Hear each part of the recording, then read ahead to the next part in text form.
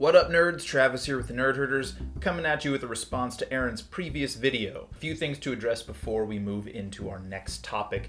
One, Aaron's game recommendations, 10 out of 10 so far. I have started and completed what I assume is at least half of Death Stranding. I do intend to beat it. It is a very fun game, it is a very weird game, but it's one of those games that, for me at least, was not as compelling as other titles that came out after its release.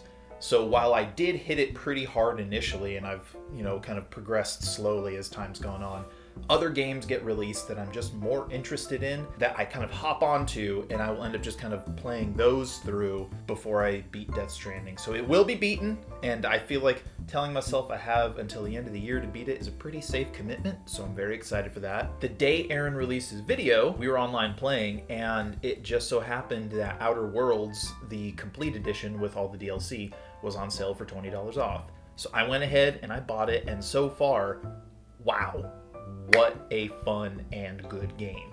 Narratively speaking, it's got a lot of really awesome decisions they've made. It doesn't take itself too seriously, so it's just a lot of fun moving through it. There's a lot of decisions you have to make that have like real consequences in the kind of world outside of your character, so you have to play thoughtfully, which I think is spectacular in any kind of RPG. There's elements in it that feel very reminiscent of Fallout games, which is fine. But then there's kind of this childlike brutality, that's how I choose to describe it, like you see in Borderlands. There's a lot of humor present in the game. Visually, it's very interesting. It's stylized reality, but it's not in the sense of Borderlands where it's kind of like cartoonish. The character models move very realistically, I think. They're not like solid like they are in Fallout, which has always kind of irritated me, because it takes away from the realism of what they are. There's a lot of dialogue options, and your skills... This is turning into a review of Outer Worlds, I'm realizing, or first impressions at least. I'm gonna just leave that how it is. So far, I'm about 4 or 5 hours into Outer Worlds, which isn't very far at all, but I'm really enjoying it. So Aaron, thank you for your recommendation. Tops. As for my favorite genre of horror, and it's really cool because Aaron and I have been doing watch-alongs over PlayStation Network, just watching stuff on like Hulu or Netflix, and we've been watching a lot of horror films lately.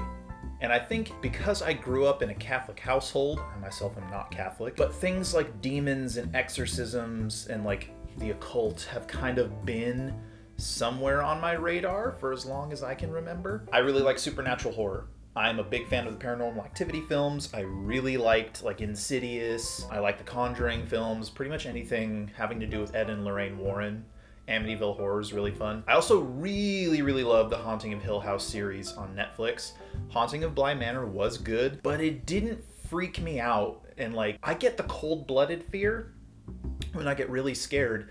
Like, my blood just runs cold, and I love that icy chill of like, there's some spooky going on. So I really like supernatural horror. I like ghosts and demons and stuff like that. So supernatural horror is my favorite.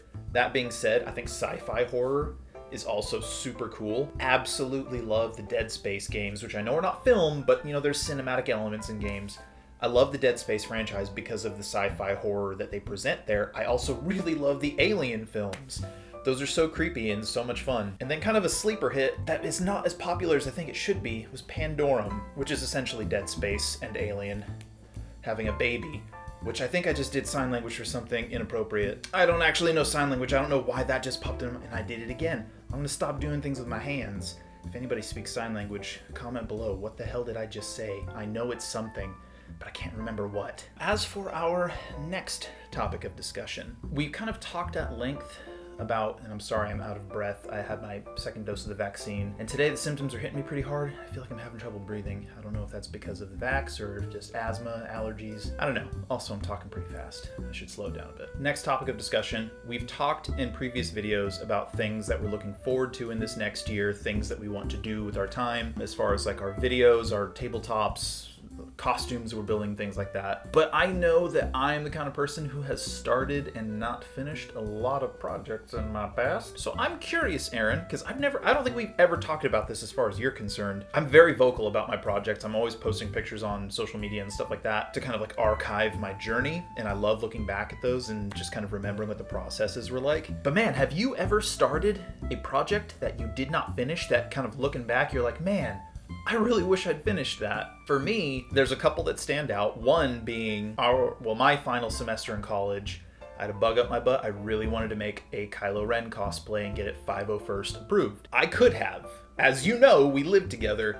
I got pretty darn close. I had all kinds of materials I was working with. I had like replica boots, and I had the whole tunic, and I had like the robes, and I made the hood, and I took like a Hasbro Black Series helmet. Excuse me. And I had like a whole shebang going. It was very close to completion. And for whatever reason, I just stopped.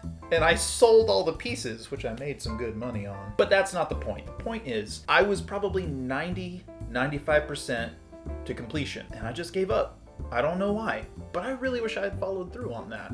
I think that costume would have been a lot of fun to wear to different events and things like that. I did wear it to one screening of The Force Awakens, which our lightsaber club did. It was like shortly after the DVD came out. I can't remember exactly when, but that was a lot of fun. You know, people took a lot of pictures, and it looked pretty good. Also, there was a short story that I wrote my last year at CSUMB. I really liked the direction it was going. I feel like it was not the most original idea necessarily. I draw a lot of inspiration from John Green, so I feel like my writer's voice is very similar to him in some instances. But it was a fun story to work on. It was called April, and it's actually really funny because the character's name was April Mayberry. Fast forward like 2 years, and Hank Green, John Green's brother, releases a novel that's super successful with the main character named April Mayberry. I'm not saying he stole the idea from me, but I think it's pretty ironic that the names were right there. I will say though, in my story, April's dad had this cute thing where he's like, April Mayberry Junebug.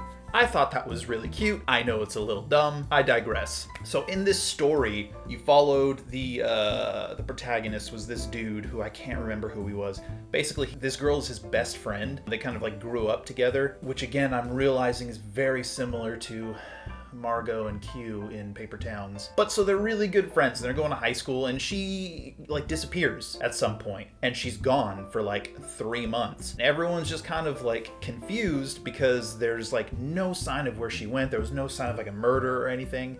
And then one day, main guy goes back to school. There she is, and nobody's making a big deal out of it. And he's like, what's going on? Why didn't she come and say hi to me? I'm so frustrated. I'm gonna be passive aggressive and just like ignore her all day. So he like follows her home, and he's like trying to talk to her, and she like looks over her shoulder at him, and she's just like bewildered, almost like she doesn't know who he is or something like that. And he gets to her house, and there's like a cop car out front. Parents are on the lawn, and they're sobbing, and I wrote this big dramatic scene where they're like, guy, what are you doing here? Who are you yelling at? And he's like, I'm yelling at your daughter. She's right here. And the cop's like, son, their daughter was found murdered 3 days ago in a ditch. And it's like, oh, she's a ghost. And only he can see her. And it was going to be like this whole thing where like they both were in love, but they didn't realize it. And it's like, now it's too late. So then she's got this like unfinished business, which she thinks is to get him a girlfriend, but it turns out she's like in love with him the whole time, and then she was gonna get super mad when he starts seeing someone and become like this vengeful spirit. It was a ridiculous idea, and it's probably a terrible idea, and it probably wasn't going to be good if it went anywhere, but I started writing a lot of it, and I developed these like character backstories and profiles, and I had like a whole outline for how it was going to carry out. I don't know. It could have gone somewhere. I could have written something. Maybe it could have gotten published. I don't know.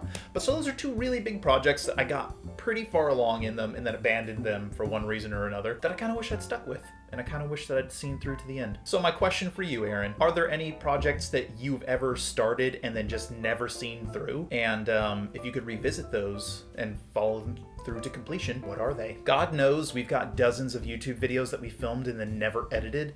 Some of them we never finished filming. So I don't know if I want to count those. I'm going to put it out there though. Aaron and I have filmed so many videos that never made it to YouTube. So, I mean, I guess you could, if there's like one video we started and didn't finish. Thinking maybe the last Michael Parker you and I did back when we were young and fit. Anyways, can't wait to hear back from you, bud. Thank you for your last video. Silmar looks beautiful. I'm so glad you got to get outside. There's like nowhere nice outside for me to film here. So I'm just going to keep filming from my living room. But anyways, I'll catch you later. And until next time, stay nerdy.